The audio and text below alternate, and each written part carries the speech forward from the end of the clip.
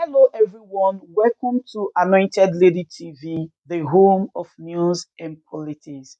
If it is your first time in this channel, you are highly welcome. Thank you so much for stopping by. And if you like what we do on this channel, hit on the subscribe button. Also put on the notification bell so you'll be notified by YouTube anytime we drop a new video. And if you are returning subscribers, thank you very much for always coming back to watch our videos. On this platform, we drop videos every day and we react to every video that come our way. And on this very video, I will be watching with you. And after watching, let's go to the comment section and drop our opinion constructively. Like our videos and also share our videos if possible. See you next time in my next video.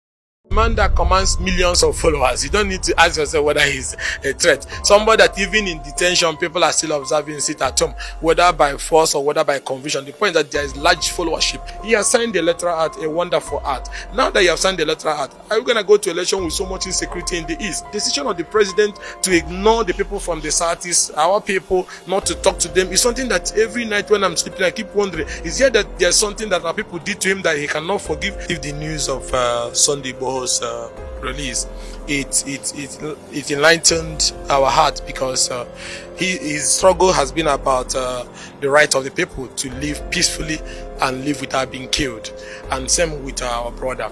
I strongly believe that this protracted legal trial is unnecessary, is unhealthy, is creating more insecurity, is overheating the polity, and that the president is empowered under the provisions of the electoral act through the Attorney General to discontinue any criminal trial at any stage of the trial.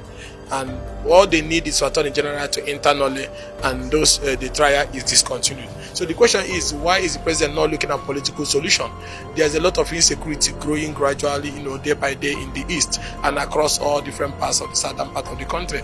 The question now, and I keep asking people, that why political settlement is not just a necessity but a must, and the only path to finding solutions to this issue is that first there's a judgment of the Umahia, the High Court of Abia State sitting in Umahia, which categorically asked the federal government led by President Mohammed Buhari, after condemning them for the failed assassination attempt by raiding his house, because the judge said the attack on the house is actually meant to kill him.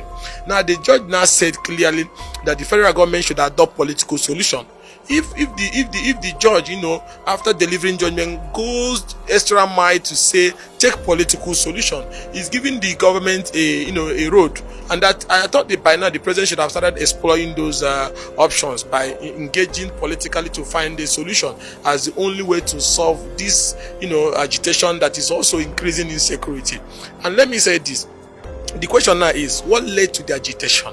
What led to the agitation was the inability of the president to fulfill his constitutional responsibility as spelled out in section 14 of the constitution, which said that the primary essence of governance is protection of lives and property. So when those killings was happening, the clash and so on and so forth was going on in the East, if the president has applied so much effort and so much commitment that is visible to everybody, there wouldn't have been any need for people looking for an alternative. It was when the president was trying to classify some of those things as mere dispute of farmers and so on, and people are being killed and raped, that our people decided to resort to finding a way to protect themselves. So it's all about self-protection, which is even recognized by international law. And at the time they were protecting themselves, government should have say, okay, you don't need to protect yourself, we're going to protect everybody and we're going to deal decisively with the people behind this insecurity. But government did not do that. That is what led to this emergence of both the ESN, both the other things that has worsened security situation in the East. And I think that for the way to solve it is for the president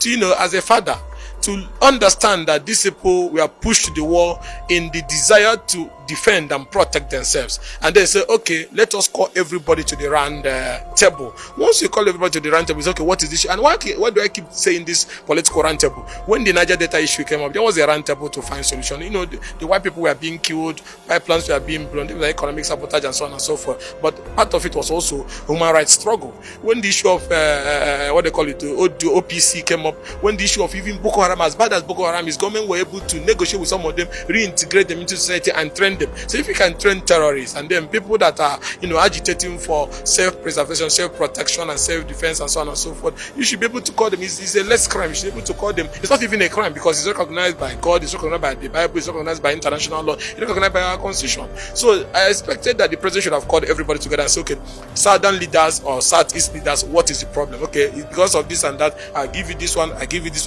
one I cannot give. Then they find a common ground. But the decision of the president to ignore the people from the southeast, our people, not to talk to them, is something that every night when I'm sleeping, I keep wondering, is there that there's something that our people did to him that he cannot forgive? Ordinarily call people to the round table to discuss is difficult. So I'm pleading with President Muhammad Buhari as the father of the country. He has signed the electoral act, a wonderful act. Now that you have signed the electoral act, are you going to go to election with so much insecurity in the east? Now take a step further as the father of the nation to convene a political roundtable and find a political solution to the Nnamdi Kanu issue and release him just like Sunday Igboho have been released, and so that we can go back to the table and find common grounds on the issues that led to this agitation. It is in the interest of the country and in the interest of economic development of our place as well.